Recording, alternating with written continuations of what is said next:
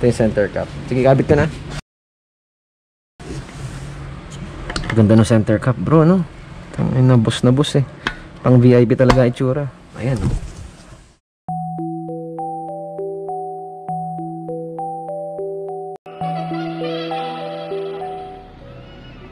Yung captain chair ang dikta. Oo, ang ginagawa mo sa martilyong yan, ha? Alphard? Magkano yan? Magkano to? Magkano daw yan? 3 milyon? 5 daw eh. 5? Ito lang. Ito, Paps, magkano daw to? 9 milyon. So, magkano yung magkatabi? 13. 20 ko dito. Welcome to Alphard Episode 1 Air Suspension Build. So we secured an Alphard. Hindi ko na binidyoan yung lugar nung may-ari kasi very private.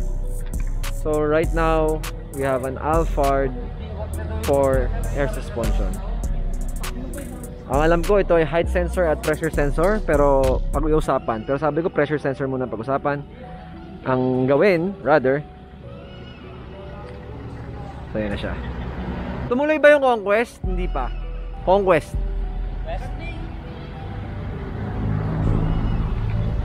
So, it's back here in the shop already. I did not include the filming of the part na kinuha namin yung kotse because that's for private reasons. Hindi dapat ipakita yan. So, let me just fix the camera real quick. Alright, hello. So, what are we gonna do? Unang-unang gagawin, hanap tayo ng mga trim panels na black. Papaayos yung pintura. Nagasgas daw ng may-ari, driver ng may-ari, rather ng assistant ng may-ari. So lahat ng mga trim panels niya papalitan ng black kung may makukuha tayong black sa Toyota. And then work wheels siguro. Basta legit, ayoko ng peking mugs. Sabi ko gusto ko legit na mugs, ayoko ng peking mugs na ilalagay dito sa Alphard. So we have the X6 here, going to the owner, di-deliver ko ngayon. We're going to test drive it with him. So yun, kami na mangyayari doon. So for this one, big project. Pasok muna natin. Let's see. See natin. So, may talagang pwesto para sa kanya, no? Alright. So dyan ilalagay. Perfect. Tapos magagawa pa natin ng maganda.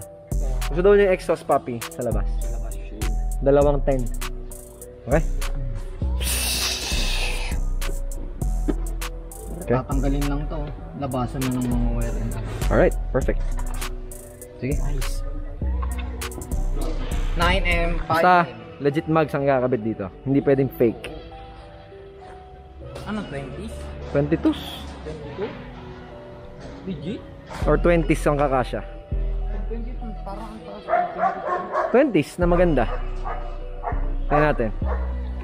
Good stuff. We shall see. Sige, tapusin mo natin.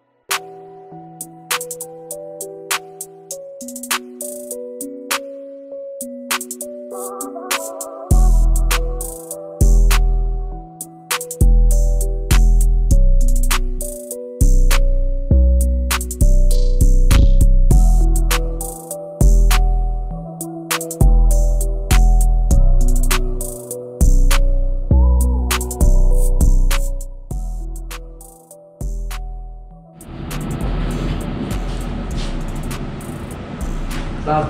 We're back. And we're at AMG 560 ulit. Now we're going to get wheels for the Alphard. So actually, may napili na ako.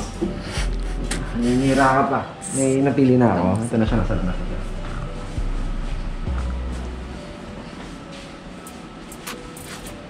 So sabi ni Sir Ruel, dalhin ko muna daw to para mapakita sa client. Sabi kasi niya, the best way to show the wheel talaga is in person. So kung di makakapunta yung may-ari, dalhin ko na lang daw. At ipakita to. Work Durandal, 21 by 8.5. Brand new work. So if you're looking para sa bagay sa Alphard, yan talaga boss na boss yung dating na yan. Kasi ang combination ng kulay ng Alphard ganyan din. So Samid ako. Coronavirus! So, in actuality talaga, mas maganda talaga yung Durandal in person. Iba talaga ang dating niya compared sa picture.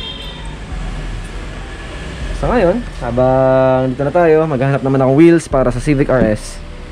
So, work wheels. Center cap, ito pala yung center cap. Ito yung center cap. Sige, kabit ka na. Ganda ng center cap, bro, no? Ay, na bus eh. Pang VIP talaga itsura. Ayan, no? Wow. Sige. Matik na yan. Pag nadala ko yung isa, sana magustuhan ng may-ari. Pag nagustuhan ng may-ari, pabalik yung boys dito. 3 piraso ko na.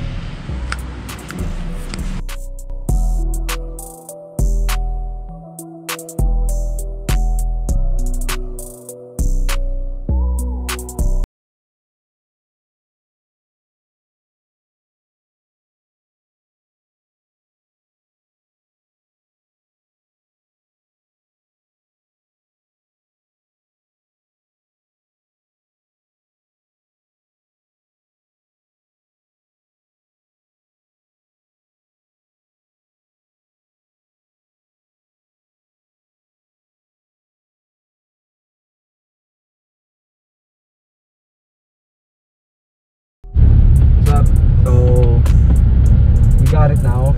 Nakuha na natin yung wheels. It's only one piece ang kinuha ko kasi hindi pa talaga sigurado yung may-ari. So, sabi sa akin ni Sir Roel, just bring it over to him. Iba talaga in person. And tama siya. Iba talaga in person. Lalo pag nakita mo yung machined parts ng kotse, nung wheels. Ganda. It certainly fits the Alphard.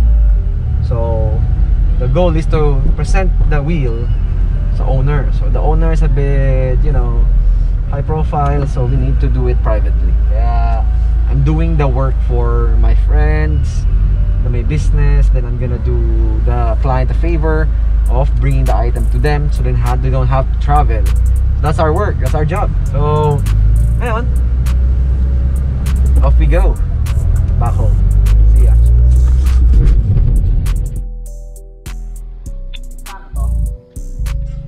48,000 pesos.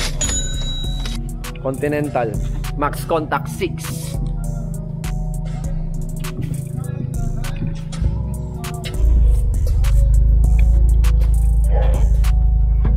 Lagay mo dito. Dito na. Okay, sa likod natin i-test fit, boy. Boy, anong boy? Gago, laki. That's a huge bitch! Jack natin kaya, pwede ba i-jack? So kung makitang ano flushed Jack natin, boys. So just got home. Test fit natin yung Durandal sa mugs na ito. Wait lang ha.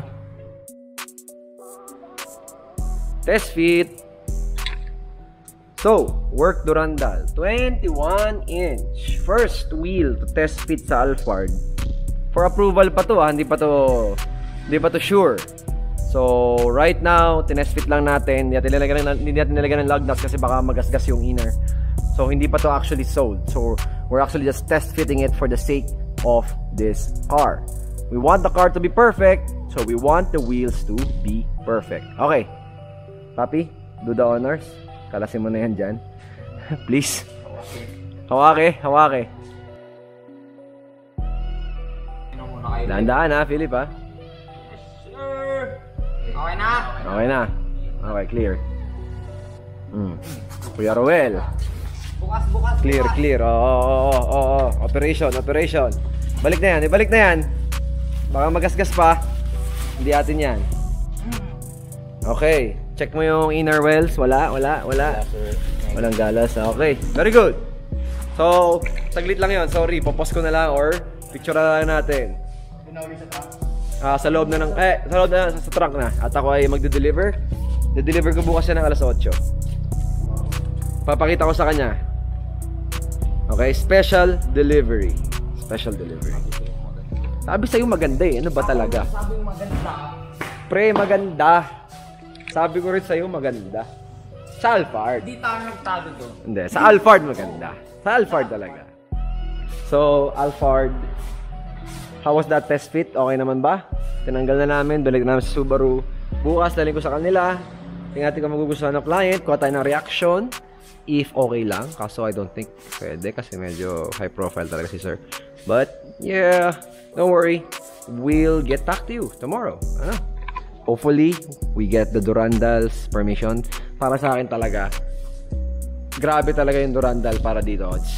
It's going to be the best for this car. So, yeah. See you tomorrow. Update lang sa Alphard. The meeting went well. Kausap ko yung client. And then, the good news is, pumayag siya sa work Durandal. And we're going to get the 3 more wheels on Wednesday. Babayaran na rin niya sa akin on Wednesday so I can purchase it for him. The work Durandal will go to the Alphard. Grabe. So that's going to be the end of episode 1. It's a good way to end episode 1 kasi tapos na. Right? Can't wait to get all 4 and put some wheels on it, tires on it.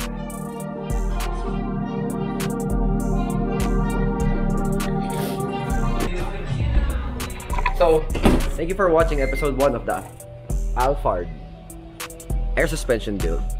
On the next episode will be on Wednesday. We're going to get the 3 wheels, tires. We need tires, and yeah. Or, actually, we're going to start episode 2 tomorrow pala. Kasi gagawin na natin yung electrical wiring and everything. And pang-ilalim. So, that's going to be it for now. Thank you for watching episode 1. And... it's been Cal from Fitment Engineering. You're watching Fitment Air Suspension. See you on the next episode. Bye!